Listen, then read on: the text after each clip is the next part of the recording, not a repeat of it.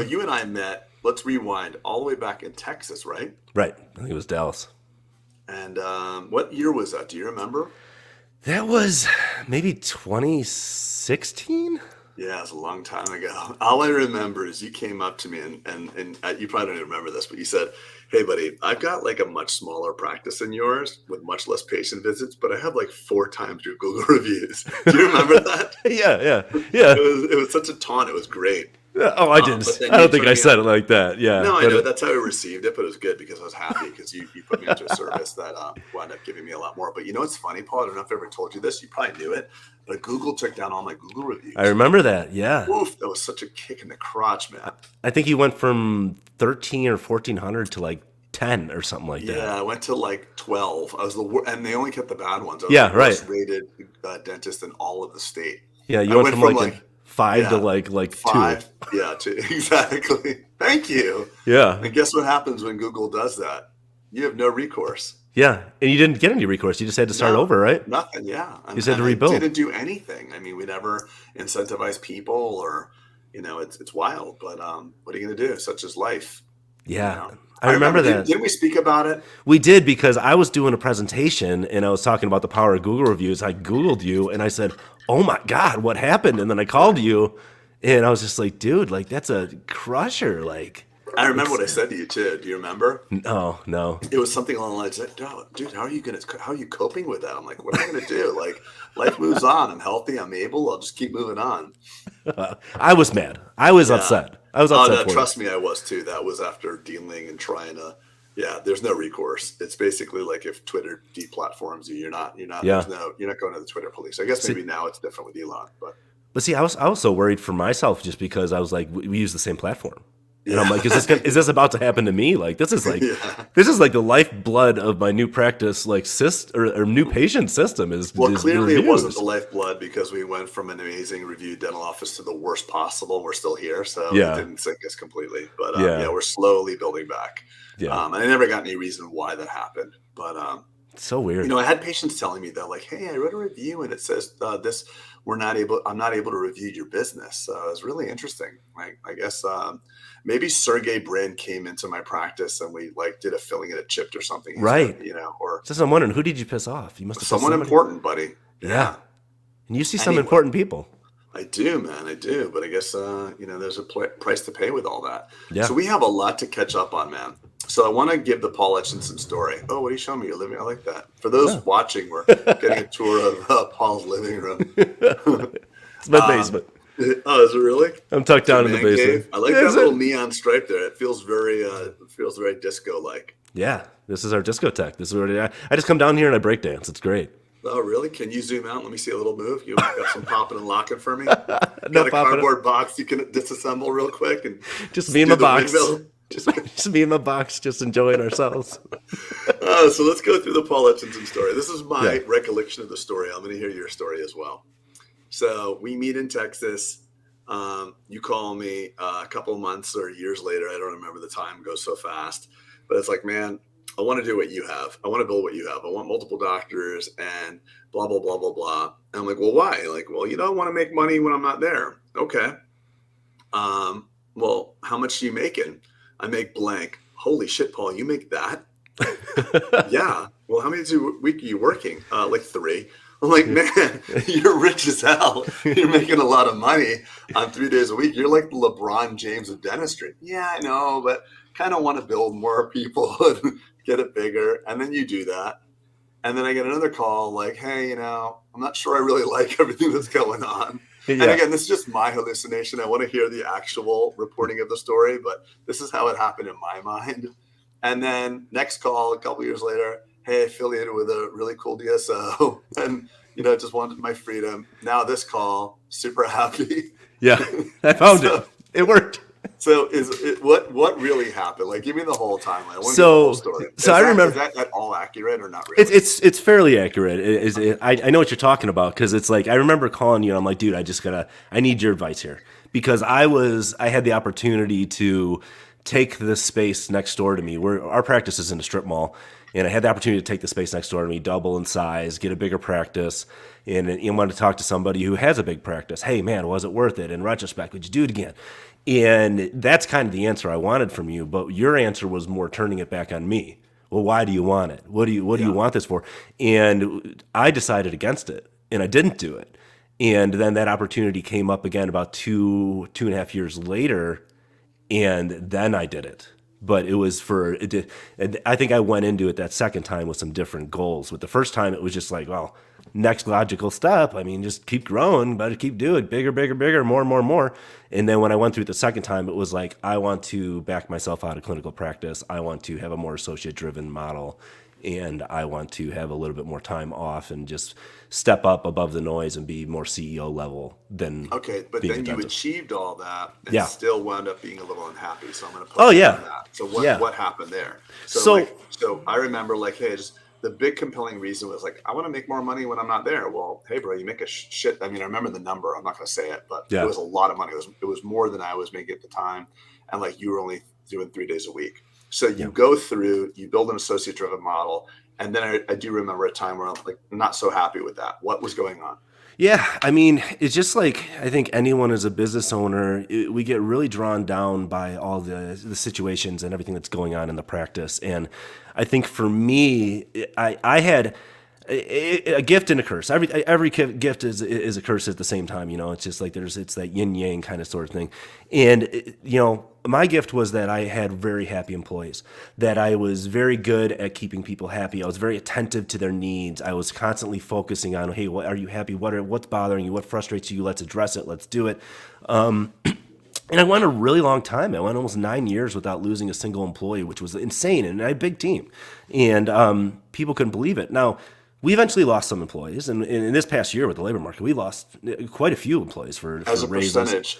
Do you know what you lost? As a percentage, like what percentage of your team? Like if you have 20, you lost probably 10%. You know. Yeah, we lost a lot. I just figured it out. Like 10-15%. Yeah, we lost a lot. We had like 13 people. I have a larger team transition. I was just having a kind of a yearly recap with my team. I didn't even realize we had that.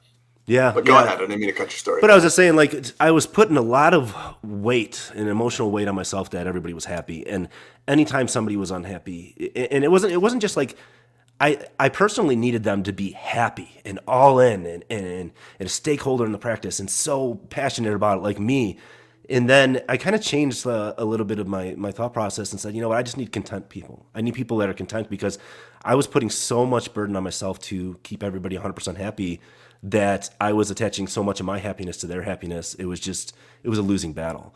So it became this thing of me kind of shutting people out and people being scared to ask me things, people that even bother me, because I was just so just overwhelmed and burnt out by everything I was doing. And I had a leadership structure at the office. I had leads, but I really wasn't leaning into them and 100% trusting them. At the time, I thought I was. I really did think I was, but I wasn't. I was still like, since I was 100% owner at that time, I was still invested in, someone would tell me something. I'd be like, oh my gosh, what's going on? Tell me about it. Okay, I got to go talk to this other person now. Okay, I got to talk to this other. And my leads would be like, you want me to handle this? And I'm like, no, I got this. This is big. This is big. So is it fair to assume that you were just scared shitless? Yeah. Because if you're walking around scared, it's hard to trust people when you're scared.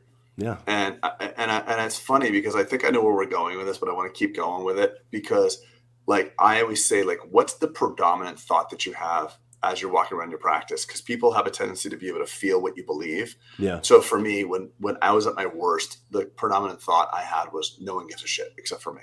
Or if you want something done, you have to do it yourself, or no one cares, or people suck, or whatever it is. That thought is just broadcasting, and then people actually become less engaged and hate the job and hate you. And no matter what you say and no matter how you coax your words, if you really believe that, they'll actually feel that too.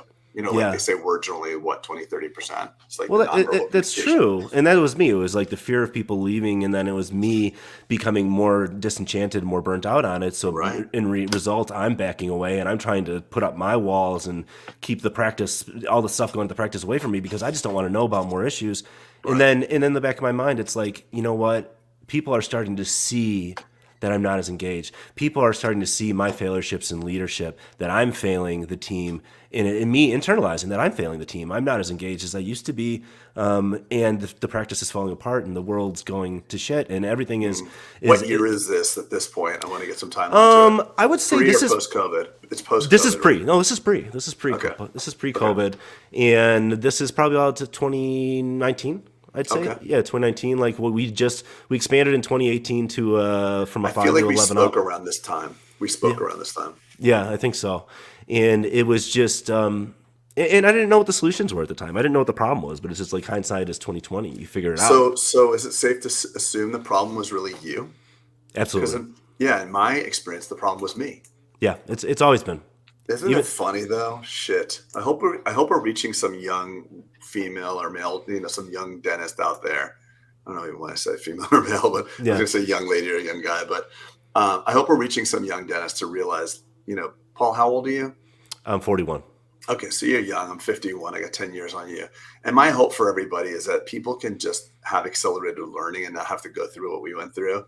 Because when you can stop, when you point the finger out, there's always those three fingers pointing at yourself.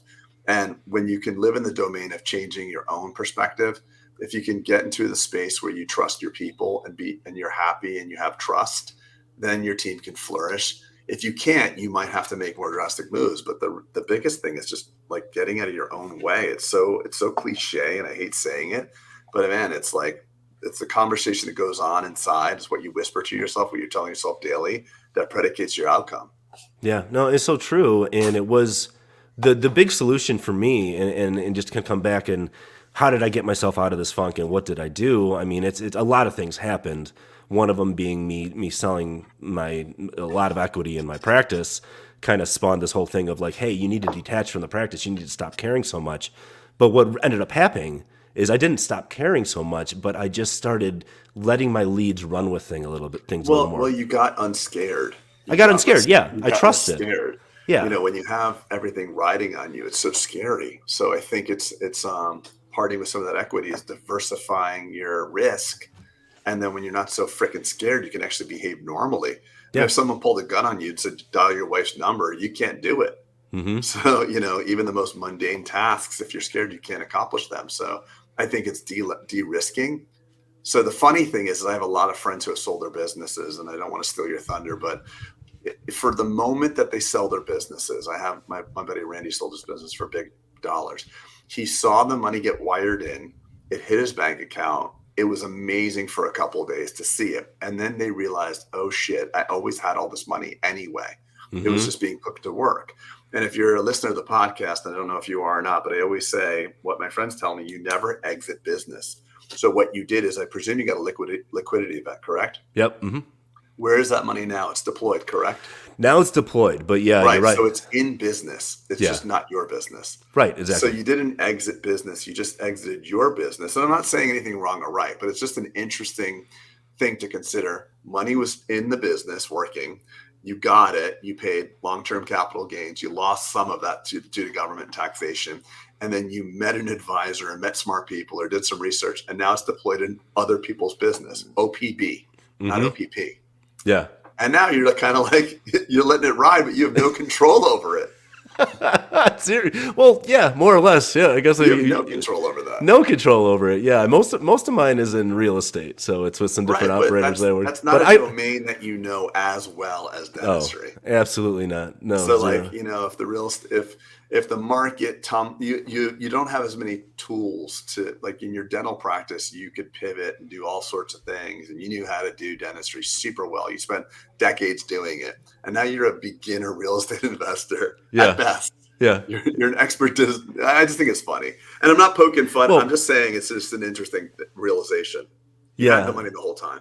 Yeah, it was always there. And when it went into the checking account, it was cool. You're right. It was cool for like a week. And then it was scary. And then it was like, you're looking at FDIC, like, what are the insurance? Should I even have this on the account? $200,000. What does that mean exactly? That means everything besides $200,000 can go away. Yeah, right. Exactly. So then you start freaking out, and then your paycheck is like minimal because. Oh, wait, I have to. And then your wife is like, you want to go on vacation? Like, no. That's my nest egg. We can't afford it. We can't afford that. She's like, I thought we were rich. I'm like, you can't spend that. No, we are that rich, money's but not for us. That money is not for us. That's the state. Yeah, it's not So for us. you go into capital preservation mode. Yeah. Because and it's a whole different set of stresses. So I'm so happy we're talking about this. Well, I want to add something.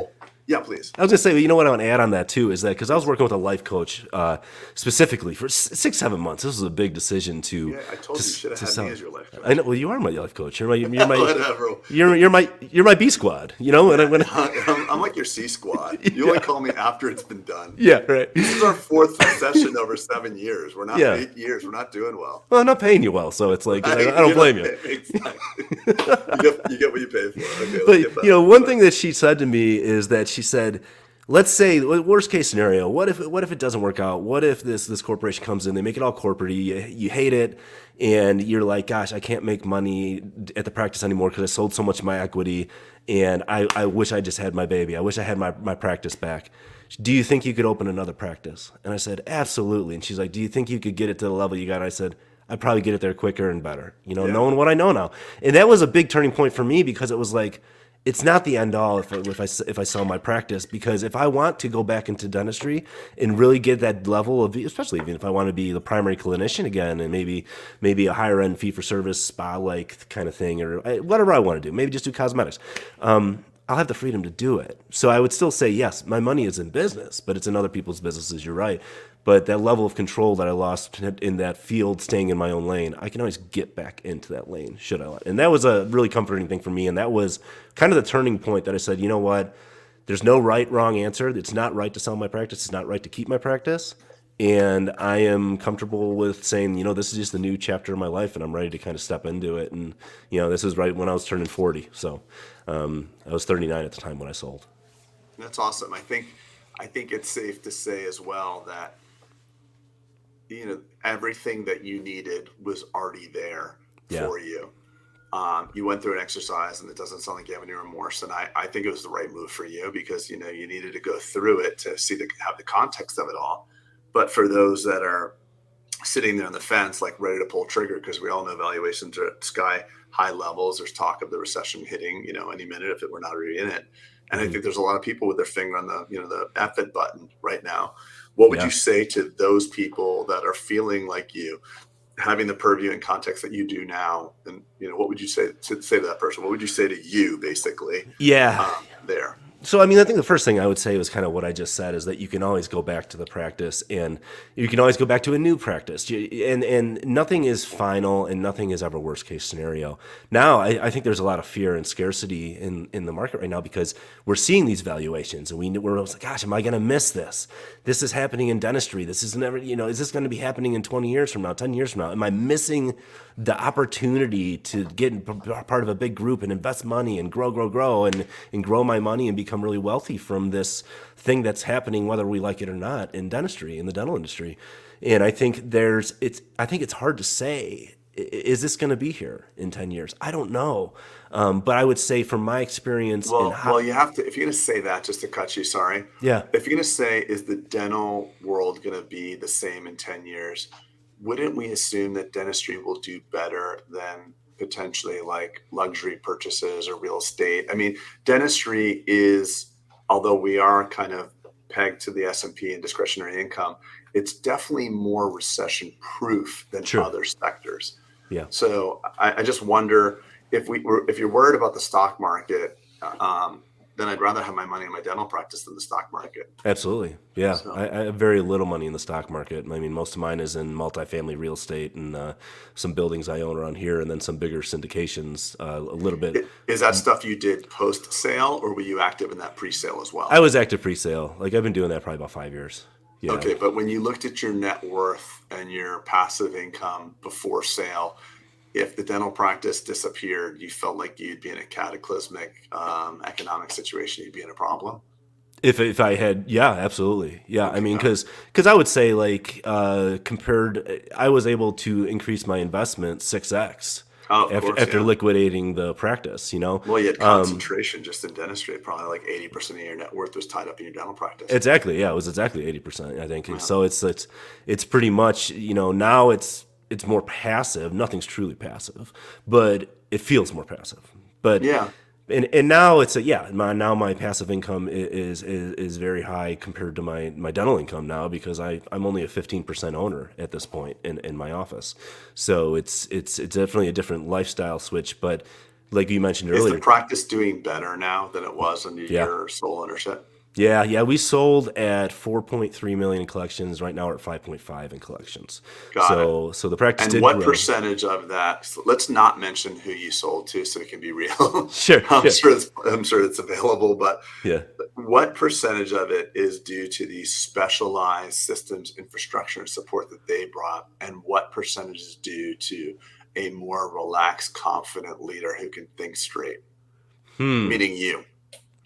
I If you really would, want to be fair, if I want to be really really, really fair, not 100% fair, I would say 99% to the leader and 1% to the group. okay. And, So look, and look that's at not that. I want to say that I No, want no, to caveat that. it's not a dig at what they brought, Yeah. because I'm sure they brought unique strengths and opportunities and systems and stuff like that. But 90%, or is the reason why a business will fail or succeed is always the psychology and skill set of its leader. And of those two things, psychology is like 90% of that. Yeah. So it's not skill set. So what do we do as dental business owners when we get scared? We go learn occlusal training, or we go learn sleep apnea training, which is great. Don't get me wrong. That's awesome. But we don't enroll in a business dental summit. We don't go to the Bulletproof summit, or we don't like get mastermind or things like that.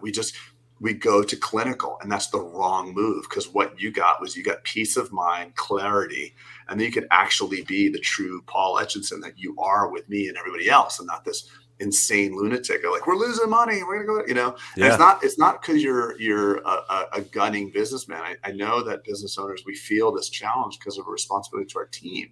We're not just, like you said earlier in the podcast, it's not that we're just failing the business, you're failing them. You've got all these mouths to feed and kids in school. It's a lot of pressure. And we're not trained. We're completely ill-equipped to run practices. There's no talk about this, and we all suffer silently. Just thinking we're all failures. And geez, I wish I could be like Paul or Bolden or Spodak or whatever. And we're all freaking miserable. We're all having trouble. Yeah. And that's it's a big thing. And you mentioned the psychology, and that was the difference. That was the next level for my leadership, was the psychology. And I went from, having a team of 10, you can kind of manage everybody on your own. Yeah. You can kind of talk to everybody. You don't really need some kind of leadership structure. But then when we got 40 plus employees, and maybe I could only manage 15, 20 of them, but I was still getting super burnout. Now I'm able to just focus on my 4 leads. And that's very simple, just to kind of listen to them and have them and do all those things and do the leadership with their respective teams. But I did that because I sold equity. It wasn't Right. so partnering up did provide that for me, but I didn't need to partner up to do that. I just needed to change my psychology and my leadership style, and just back off a little bit, like you mentioned. Yeah, That there's fear. a Maxwell quote. It's like, the first person you have to lead is yourself. Yeah. And he also said something too, which was reminiscent of the day we met, with the Chuck Blakeman philosophy of like, stuff needs to be managed, people need to be led, and you conflated the two. You were running around like, did you do, and just people. Yeah. Now you're just like, hey, I don't have as much skin here. I'm well off. I'm set. This is like I'm playing with house money, this 15%. And God forbid, you're not going to lose it all. But if you lost it all, it's not an existential threat to your life. No. And now, so you can actually be you. And I know you well, you're an awesome human being, but stressed out people are not themselves. You're a different version of yourself. So I went through the same process, by the way. Yeah. And it was a weird, I didn't sell, of course, but it was an awakening to like, you're set, you're fine. No matter what happens, you're going to be okay. And even if the practice got hit, God forbid, by a freaking tornado, I could rebuild, I could do this. Yeah. And that only comes with time and perseverance. But one thing I'm really excited for you about is you're super young. I mean, maybe, I don't know how you feel, but at 41, at 41, I was a mess, and so for you to be arriving at this place at 41, it's just really powerful for you. Well, it's cool because I got less than a year left on my contract. My original intention was, hey, sell this thing, get out, move on.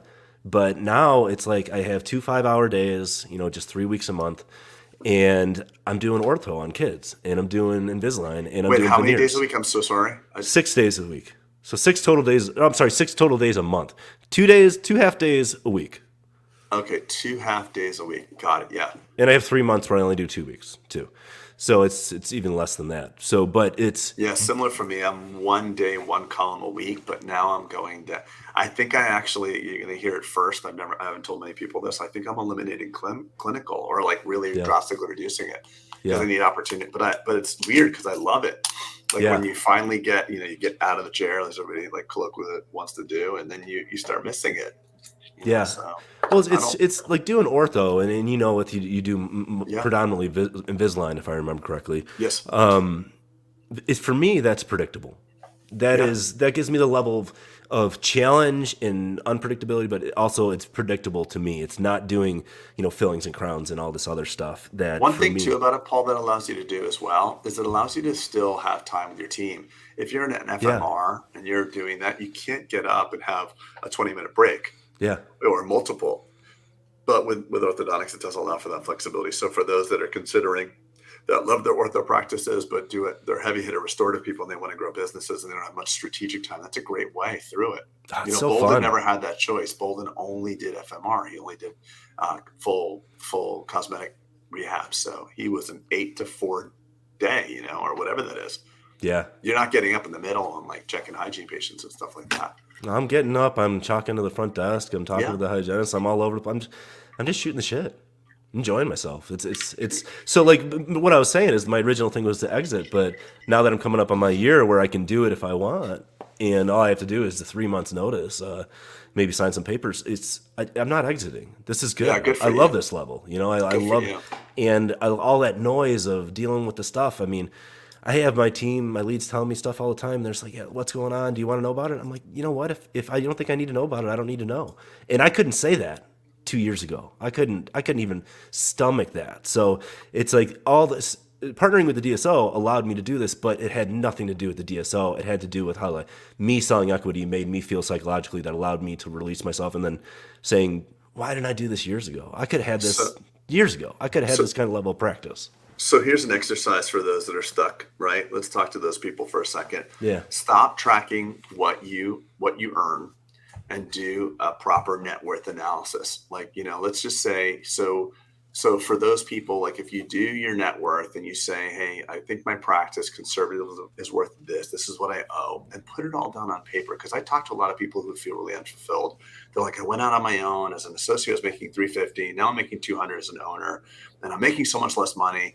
And I have to go through this thing like, okay, well, what did you pay for your practice? How much have you paid down in debt? And, add what you've paid down in debt to your earnings. I mean, the best income we can ever have is one that goes from right pocket to left and doesn't actually, pass through taxation, paying down debt, and your business appreciating. And we started doing this exercise where it was like 200 plus 300 plus 50 grand in debt, plus his practice went up, he thinks, by about 200 grand. I'm like, okay, so you actually really move $600,000 in your net worth. You Yeah. only made 200. Good for you. You only got taxed on 200 as ordinary income, but you're 600,000 richer. So really, what you did is you had the ultimate net worth analysis. You weren't stipulating what your practice was worth. You got to see it hit your freaking Bank of America account, and said, okay, Hmm. now I can get 7% on that. And this is going to build up, 7 to 10% or whatever your stipulation was. But it's an exercise that any of us can go through. Yeah, Any of us can go through it. and it's important too because when I did it, I had a number. Everyone's got their number. This is once I get this in worth, I'm out. I'm going to do whatever the hell I want, and I think Well, not that's everybody has a number, so kudos to you for having that because a lot of yeah. people don't. It's never enough. Well, And yeah, you had a number, yeah, and then when you hit that number, you remembered, oh shit, that's more than the number I used to talk about. yeah. That's what it Okay, was. Paul, pay attention. This is what you want because, like, I remember telling myself, like, if I could make this, I'd be happy.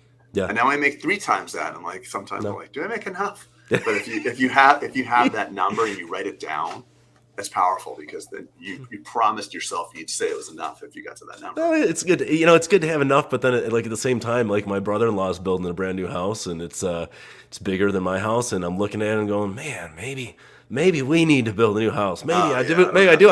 I don't have that problem. And then I sit back and I say, no, it's not going to be any different, man. It's not going to do what I know better. It's not going to do what I want. Yeah, but. I have no attachment to that. I remember. Yeah, I took a. And there's stories I could tell you, but they're not worth the time. But I don't have that anymore. I don't want anymore. Things I want are the things I have. I just want. That to sound. It's like just health, time with family, stuff like that. The money doesn't mean anything to me anymore. Well, it's also because I reached it. I reached what I thought was the right position to be in. So. Exactly. Yeah, you get there, and it's like that cliche saying, man, hey, enjoy the journey, man. Enjoy the journey. I don't know anyone that's enjoyed the journey without getting to a certain point in their life and saying, man, I really didn't enjoy that journey. And then I find myself. No, I know a lot of those people. Unfortunately, I know a lot of people. I went to dinner with these two guys. They're both like billionaires, and like halfway through the conversation, that we joke with each other. They're talking about their jets and stuff like that. I'm like, well, guys, I just flew to Houston on a semi-private jet. It was amazing. It was a 737. Like, really? A Boeing business jet? I'm like, yeah. It was like, 320 of my closest friends. It was Southwest. Had a Southwest sticker, but it was really private. And like, I just make fun of myself because I can't compete. But then halfway through, they're talking about like, how much money this is. I'm like, guys, I feel wealthier than you do. And I meant that, because some people have really toxic relationships with money. I know very wealthy people who are really unhappy. True. I know people that don't have a lot of money and they're super happy. So money just fixes money problems. Yeah. And it's easy to say now, because when you have money problems, as you and I have, I've had, moments where I'm like, I am going out of business 100% sure. I cannot make payroll. Let me think about who I can borrow money from. But I think that's the part of the journey that makes you happiest. So like getting your ass kicked, almost failing. And then that's what, don't resent the process. You have to go through the ups and downs to be happy. If it all works out perfectly, you won't be happy.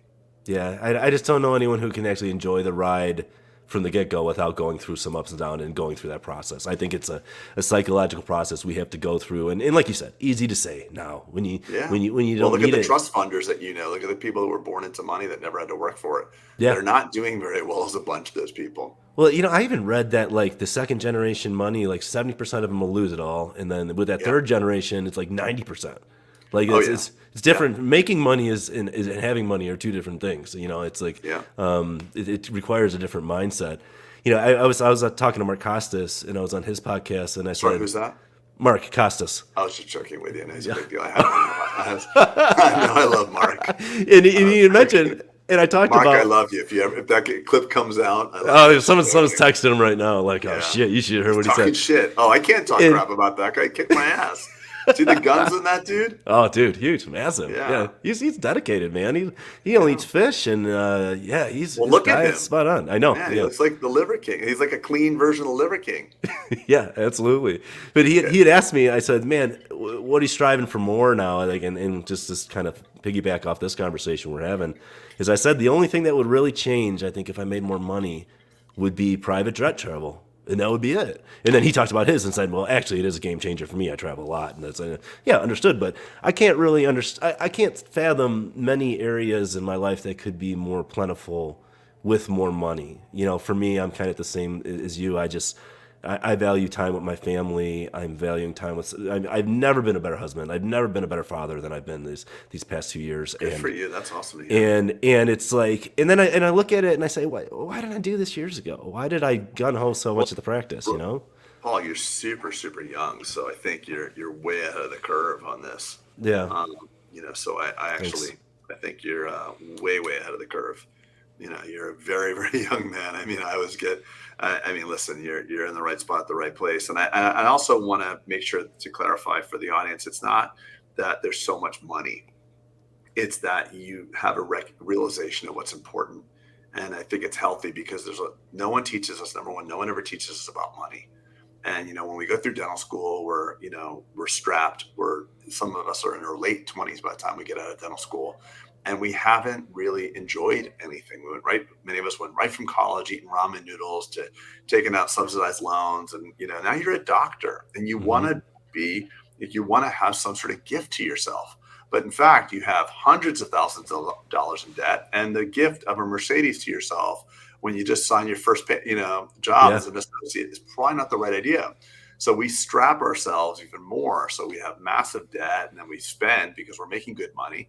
And it's pretty safe to say that most of us do better each year. So we never account for, investing and putting away for the future. And we're a very wealthy group of salaried people that don't really have a lot of net worth. And most of us can't retire when we reach 65. We're not doing well holistically as a profession. Yeah, it's totally true, man. It's funny. Why ramen noodles? Why is that like the poor man's food? Why does it get such a bad rap? I love ramen noodles. Give me another thing that you can buy for 99 cents that'll fill up your stomach. I don't know. I still eat ramen noodles. I love ramen. Oh, well, you probably have nice ramen. I'm talking about like cup of soup, like hot water. Do you eat those? No, they're little bricks that you got to boil. You eat those, right? Hell yeah, I eat those. I love those things. That's crazy. Yeah, that's why you could retire. That's why. That was it. Honey, listen, I'm gonna stop you. Sell 85% of my practice. I just got exposed to the real model. I love this quote by the Stoics. I think it was Seneca who said it. He says, "Not wanting something is as good as already having it. Yeah. Not wanting something is as good as already having it."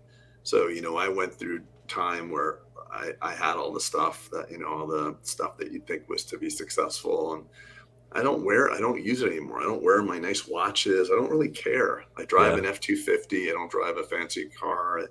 And it's a mellowing out process that happens to a lot of us. And it's such a good process. It's going into your wise years. And I think you're entering them just a little earlier than you would expect. So it's good to have that. So what's exciting you now? What do you got going on? If you're a little bit more casual in the practice, you got to channel all that Etchison energy into something. Well, I just released a second book, and my title of my book is it's Dental Practice Hero 2. It's the sequel to my first book.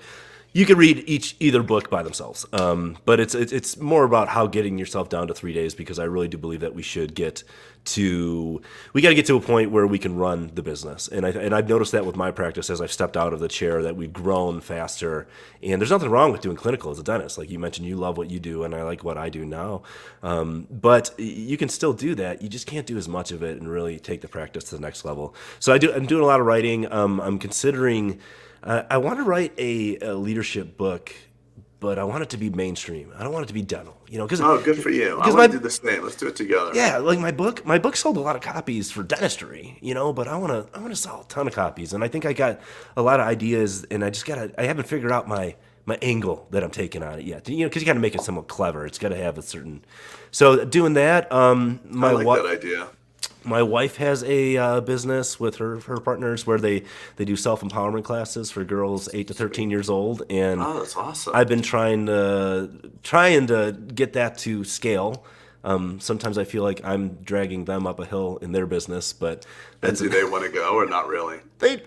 They do, but it's like I carry it, and I'm like, let's go. Okay, we're doing this. Hey, I need this from you. I need this from you. Worse, and then there's the momentum, and then I'm like, okay, I feel like I'm pushing you guys. This is your business, and then I back off, and then they're like, hey, and they'll hate. By the way, they'll hate if you really push them. Like I have this ability to see talent in people, and I want it more than they do, and that is torture for them. Yeah. So like, hey, if you need me, I'm here. But if you got it, we're good. It's funny. It's like I'm backing off on it, and my wife asked me today this morning. She goes, "Hey, what's going on with what are we doing now?" I'm like, "I'm waiting on you guys for these 2 things." And like, she goes, "You haven't mentioned it in a few weeks." And I was like, "I mentioned it 2 weeks ago. I can't keep doing this. I can't keep pushing you guys." But that kind of lights me up. I like growing that. I'm really enjoying doing my own podcast. How's that going, by the way? It's going great, man. I enjoy doing it. Can you air this on that podcast? Yeah, I will. Absolutely. Yeah. Awesome. I will air this on my podcast as well. But what's funny is like I had I mentioned I had a life coach, but I also had a therapist as well, and I've had therapy on and off throughout my life in certain stages to kind of help with transitions, and it's something I think it's also life coaching, having therapy. And me and my therapist when I sold the practice, I had a lot of coaching clients at the time, and I just kind of cut some of them down, raised some fees. Some other people just quit. I didn't have the year contract, so I was able to kind of cut that down. And I really just had a lot of open time in my schedule, which was a little scary. And there was this urge for me to like, hey, let's fill it with another project. Let's do some more. Let's start another business. Let's do this. Let's start another practice. And I committed to for like 6-7 months. I said, I think this was maybe like January, and I said, I'm not committing to anything until October next fall, which is this past fall. And it was hard to do. And Yeah, but when I did it, that opened up a lot of time for me that I wanted to fill with like projects and stuff. And what happened is what really filled that in was family. And that's awesome. that was a big part for me that I think, I wouldn't ask me 2 years ago. No, it's not. I spent tons of time with my family. Ask me now, 2 years ago, I wasn't spending enough time with my family. And you don't know it till you get it. And then now it's like, I don't want to do anything else, dude. How old are the kids, Paul? I forget. 7 and 12. Good years. My daughter, my oldest, she's got a boyfriend. She's just got her first, 12? just got her first boy. Well, I had a girlfriend at 12, sixth Oh grade. yeah, Right? But it's like you don't do anything. Dude, I remember kissing this girl how and thinking it was the grossest thing ever. I'm like, How why am I old? sixth grade, 12 years old? You were kissing at 12? I don't Yeah. know when I was kissing. All I remember is the circumstance around my first kiss. I hated ketchup, and Yeah. I knew I was going to kiss the girl, and I called her at the house, like, to see if she was going to be at the party. And that's back in the day when you had to, like, talk to the mom. It's Yeah. just, like, terrible. Like, Yeah. now you could, like, swipe and, like, get a girlfriend. Like, I had to, like, talk to the mom, like, Yeah. with my squeaky voice or whatever. It's a lot more But work. I'm like, I remember talking to this girl, Alyssa. Shout out to Alyssa if you're there. For being my first kiss. And she's like, I'm like, what are you eating? She's like, I'm having dinner. I'm like, what are you eating? She's like, macaroni and ketchup or something. And I hated ketchup. And I'm like, oh, I'm going to be kissing her. I wonder if I'll like eat the ketchup. So that's probably like 12 or 13. Yeah. Maybe I was 21. I can't remember, but it was a long time ago. But Well, I that's was like- awesome. I was doing my like daughter's this- 13. Thank God, no boyfriends yet. Yeah, Thank well, God. I asked her. That's coming. What's really cool is my oldest. Like, she talks to me about it. Like, she's just like, "Oh, That's awesome. She's like, Mine too. and I don't. I resisted the urge to like bust her balls about it. Like, hey, like, how's your boyfriend? Because don't do that. I know that'll make her shut down. So she's like Yeah, talking to you me wanna about keep it. Those open lines of communication. Oh, dude, and I love it, and it's so funny. But I asked her. I said, "What do you do with a boyfriend?" She goes, "I don't know. Like, kind of the same thing I was doing without a boyfriend. We just kind of text and talk and stuff." I'm like, "Do you like hold hands?" And she goes, "No." And I'm like, oh, that's cool, whatever.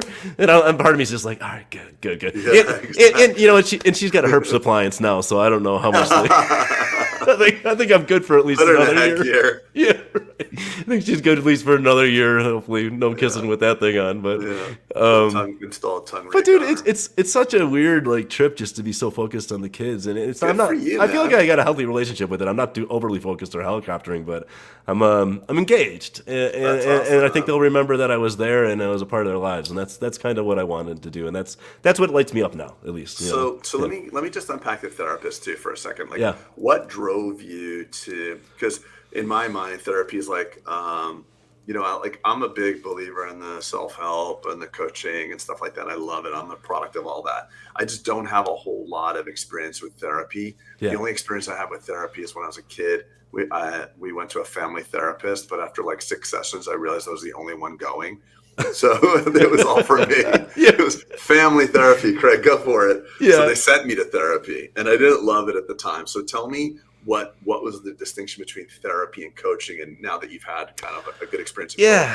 What's the overlap? Well, I think life coaching is all about like getting intentional about what really sparks joy in you and what you like to do, and kind of poking holes in your thinking of. I'd say life coaching is more going forward. Life coaching is like this. That's what I was going to say. I really like this. I like this, and like, well, why don't you do that at the practice? Oh, I can't do that. Why not? And then it's just like poking holes in your thinking and stuff like that. Your limited beliefs. Where I Poking think holes in that belief system. where therapy That's is, what I understand that to be life coaching. So tell me then therapy then. What's therapy is about realizing how your emotions and are the products of things happening in your life, but it's your reaction to them. Yeah, so you're looking it's in the review mirror. You're right. going forward in the interpretation of the review mirror. Right. So it's learning think things that's- about yourself so that going forward you can attack problems better. And I think one theme that for our conversation right here is that everything that's changed in my life in the way that I feel is not a product of the circumstances. It's more a product of my internalization of these ideas and changing my attachment to things.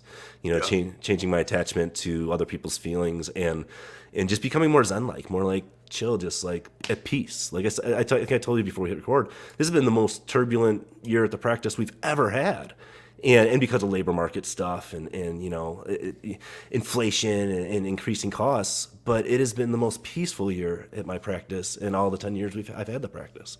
So it's not the circumstances. It was me all along, but I had to go through this process to get there and find it and figure that out. Yeah, I'm so proud of you, Paul. It's so good because I've spoken to you like in some degree of regularity, like just maybe not in frequency of calls per year, but like there's a good cadence of us talking every year too. Yeah. And this represents like really the first time where it's like that peacefulness. Yeah. It's always like, why are you looking? Well, I think I should. And I think like people like you who have that striver's curse, ultimately what you're trying to crack is fulfillment. And I think you've done a wonderful job, and I'm proud of you because it's what you realized is it was always there. Yeah. So what a good lesson for every listener that, hey, it's there already. Yeah. You just have to go through it. And for those that have had massive struggle like you and I have had, that's also part of the process too. So don't look at Instagram and see what your friends are doing, how come their life is so easy. You have to go through it. And when you suffer, whatever your suffering is, whether it's past events or angst or whatever you have, it just increases your capacity to feel. So although the troughs are low, in the same way the sine wave gets flipped over, you have a higher capacity. The higher highs will be higher. And for those, that's kind of like why I think like the antidepressant thing and the research that's showing that the antidepressants don't work as well. It's because they mute everything. They mute the lows, and unfortunately they mute the highs too. So you live a more muted existence. And you and I I'm dragging you down a conversation that we're really not well equipped to have because we're not, psychiatrists, but I just think that part of the reason is this belief that suffering and going through strife is cruel and unusual and not ordinary. And you and I are living examples of no, not only is it ordinary, it's necessary. It's good for you. And I'm sorry you're going through it. We've been through there and we've had really harsh moments, a lot of tears, a lot of sleepless nights, but it's going to be okay. And you're going to get through it and you're going to be happy that you went through it. It's not meant to be easy. It's made to look easy because of Instagram and everything else. And the things, the clips on YouTube, like you're an entrepreneur, wake up at 5 a.m., drink 7 raw eggs. This is how you do it. It's not how you do it. There's a lot of failure. And I think we're in rare air when guys like you and I who have, quote, made it, finger quotes for those not watching, are admitting publicly, no, we really suffered. Yeah. Yeah. And I think that one of the things too is that you got to look at these things that the suffering is, like you mentioned, it's part of it. Yep. And it's almost like you've got all these feelings and they're coming to visit you and you got to let them all into your house. And, we think we have to like shut the door on anything negative. You're not supposed to feel that. No, just invite that in and just be with it and know that it's going to be up and down and that's normal and that's unavoidable. And I think to give someone some actionable advice is that if you look through your past experiences of your life, you have gotten through every single thing. You've gotten through it. You're batting 1,000. Like you can. One of the things that was different for me is putting the trust in myself that no matter what happens, I'm going to be okay. I'm going to do all right. I got a text from my assistant lead today about an assistant we can't hire because she wants this amount of money, and it's way out of the ballpark. Yeah. And then my knee-jerk reaction is like, do I not pay people enough? Am I being stingy? Am I being greedy? Should I be paying people more? And then it's like you get through this whole thing. It's like, what? I'm feeling like I'm feeling greedy. I need to pay people more. I'm not doing right by my team. And then when you just kind of sit there in that and I feel it, and you're like, no, what? I am a good leader. I am a good boss. I do pay people well. This is way out of market from anyone buying my area. I can't believe this person thinks they're going to get this money. And if they do, great. She does, if she does, that's great. She might. If I was super desperate and I had 0 assistants, and I might pay that for an assistant just to have one. And there might be somebody out there that will. Yeah, and if you're a practice that has 0 assistants, that might not be the best place to go. I don't know. It might not be a very good work environment. Who knows? It's all going to even out, but it's just like inviting that feeling in and knowing that that's normal and it's normal to have those feelings and there's nothing wrong with having them. That's where I'm at now. I'm more chill with that. Whereas like something like that would piss me off for at least 5 days. 2 years ago. I think that's cool. Like you're going to suffer. It's just you're not going to spend so much time in that bad space. Well, it's a waste. Versus like, the old version of me would suffer for months or whatever. Now it's moments or hours. So that's true. There's a great thing this is reminding me, by the way, of. It's have you read the book Strength to Strength by Arthur C. Brooks? No. So I I skimmed the book, but I listened to a podcast. My wife sent me the podcast with Oprah, and it was really cool because he starts talking in this podcast that he was on a long flight at night, and he was working on his laptop, and he's flying in first class. This author, and he hears a conversation behind him, and I'm gonna get it all wrong, but the gist of it is that he could ascertain it's a husband and a wife, and he's not trying to eavesdrop, but they're kind of the man is an older man, he's emotional. And he's saying how, like, I'm such a failure. I don't even know if my life was worth it. You can tell it's an older man by his voice. You can tell it's a wife. And the wife is trying to console him. Don't be ridiculous, honey. That's not true. I failed everything. I've never added any value, blah, blah, blah, blah, blah. And at the end, the plane lands and the lights go on. The author's almost even forgotten, but the lights flick on. He sees that the man who is speaking is a very, very influential, famous person that is, like, dedicated his life to serving humanity at a very high level. And it just goes to show that no matter where you are, these feelings are human feelings. They're not you feelings, Paul. They're not me feelings. This is just programming that human beings have because we're tribal animals, and we have 2 innate fears that are programmed into us genetically. Number 1, fear to stay alive, fear of death, or else we just like, what, we'd hold my beer, check this out, and like jump off a cliff. Yeah. And then the second fear is belonging. Because as human beings, tribal animals, if you get kicked out, if you don't you have to fear being out of the group. So that fear of, like, do I treat my people well? It's just an innate fear, and it's normal, and everybody has it. And then that allows you the grace for yourself. Because if that famous dude that spent his life helping people still has it, then how the heck do you and I not have that? Yeah. Because no matter what. So it's just a human feeling. And then you start having grace for yourself because you realize it's just everybody that has this. And that's usually what wisdom gives you time, like, a couple of trips more around the sun. And you realize, oh my God, you too. And then it starts getting more grace for yourself. See, I think this is why you're my life coach. No, well, send me $5 if you don't mind when we're done. I'll send my Venmo app.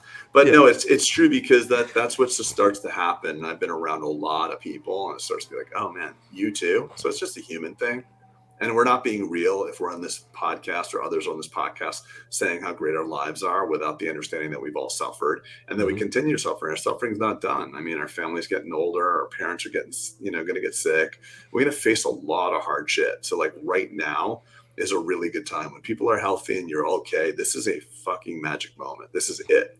Life doesn't get good for weeks and months on end. It's just good for moments.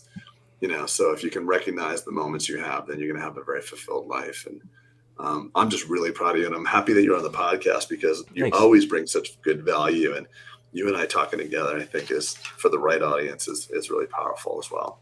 I'll follow up on what you said. Have you ever read the book, The Space Within? By whom? Who's it by? Mike.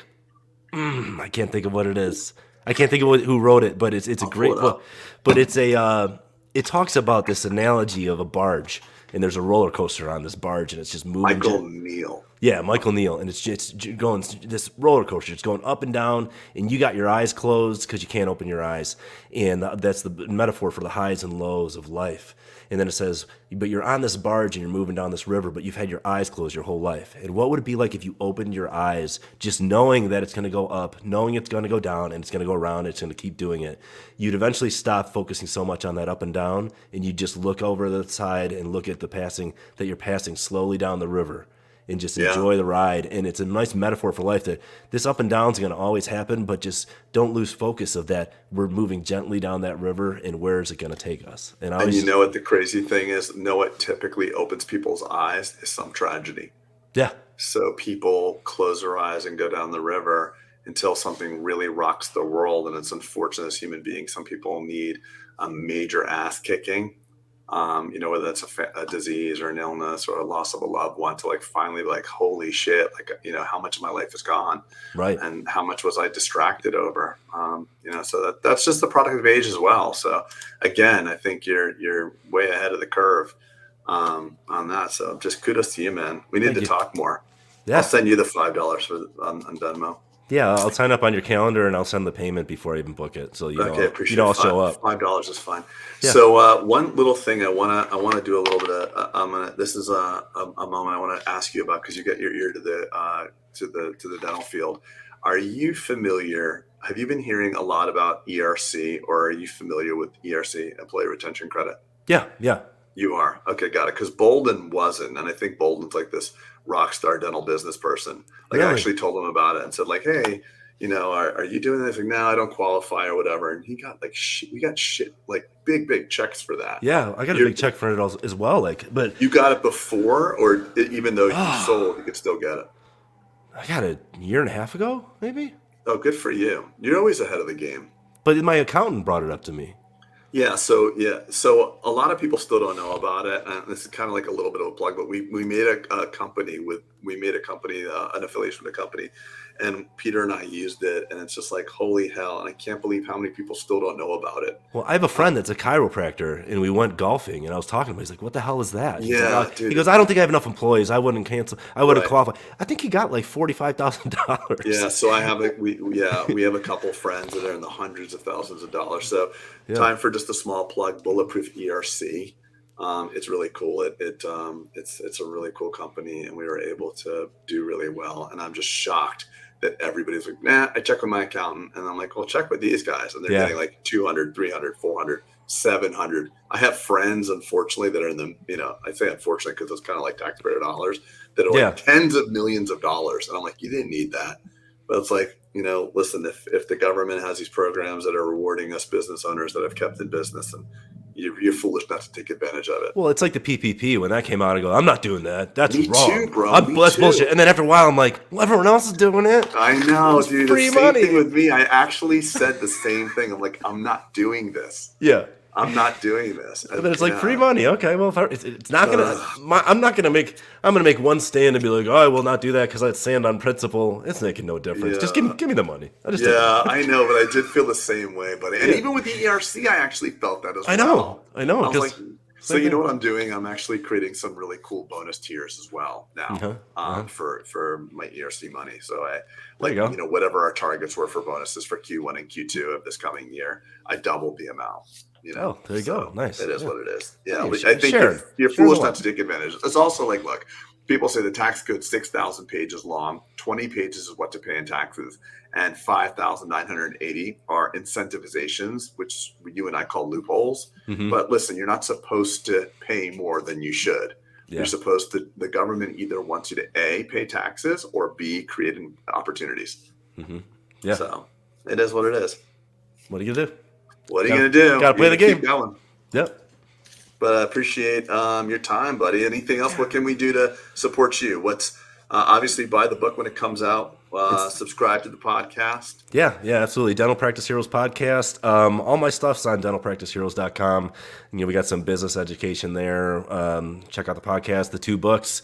And what's funny is like I'm getting on the podcast again, and I'm seeing the book sales, but people are buying the first book still. And you don't have to buy the first book to read the second book. I like that you said that. So it's not a sequel it's or not a prequel. Even though it says sequel, it is the sequel in the title. It stands alone. Oh, look at this. On my Amazon, I purchased this item January 27th, 2018. Okay. And I reviewed it. Thank you for that. Yeah. I appreciate that. Thanks, man. Yeah. Did you narrate your own audiobook?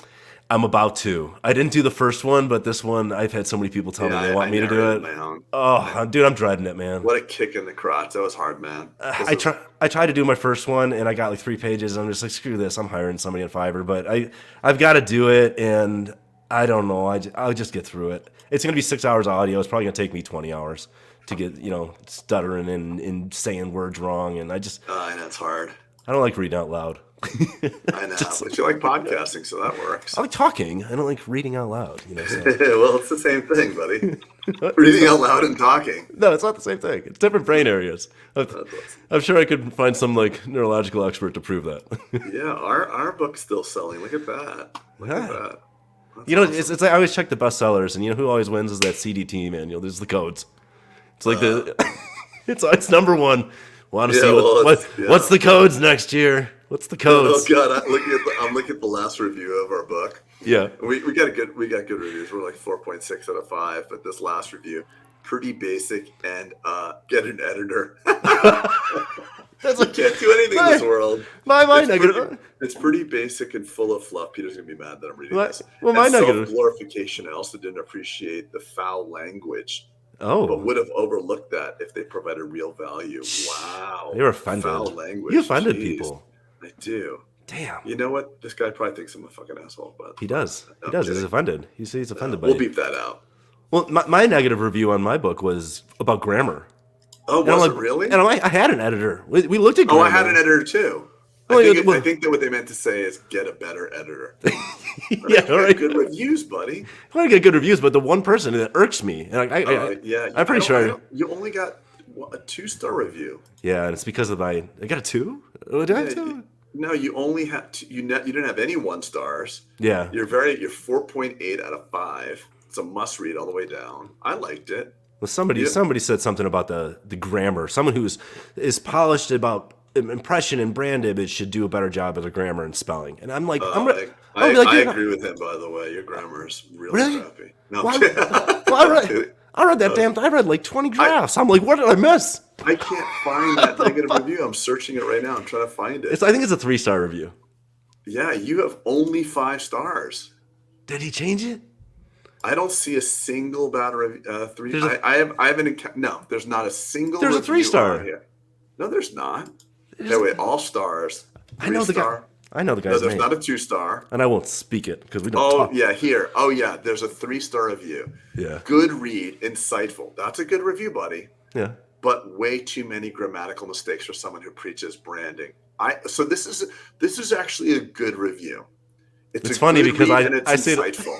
See, it's funny. It's like, because my perception is like, oh, F that guy. I'm like, no, it's a good read and it's insightful. If someone said, hey, I want you to read this book. It's a very good read. It's a good read and it's insightful. Would you not read it? I think it should be a 4-star review. Okay, I don't think that should be I don't think it should be SG, if you're listening, I know you wrote a review on December. Oh, believe me, if he doesn't like your grammar, imagine if he reads ours. We actually had a good editor, though. I think ours read well. Yeah. Anyway, it was great to talk to you, buddy. You too, man. Go on the dentalpracticehero.com. Is that correct? Dentalpracticeheroes.com. Ooh, yeah, dentalpracticeheroes.com. Yeah.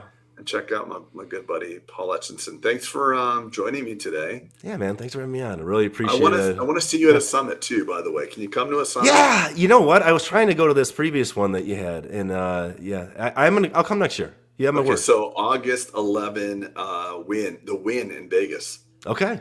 Yeah. That's awesome. I look forward to seeing you there. Yeah. Hey, listen, you want to speak at that one? That'd be cool. Oh, that would be cool. I'd love to. I'd love you to speak. When will your book be out? My book is out. It came out about 2 weeks ago. Oh, no way. Yeah, it's out. Sorry, I missed that. No, yeah, it's out. It's okay. I'm buying it right now on Amazon. Boom! You just made 11 cents. Nice. Oh man. Even more financially secure. I made enough to pay your life coaching fee, at least. Exactly. Awesome, Paul. You're the best, man. Really appreciate spending this time with you, and hopefully we added some value. I think. Yeah, absolutely. Thanks for having me on, man. And as always, Craig, you're somebody I very much respect, and thanks, bro. You have helped me more than you know many times along my way. So I appreciate it. Thank you for that. Thanks for having me on. Yeah, thank you for doing what you do for dentistry. It's all paying it forward now, right, buddy? Yep. Cool, guys. Well, thanks for listening. Make sure you check out Paul and his podcast as well. And we'll see you soon, everybody.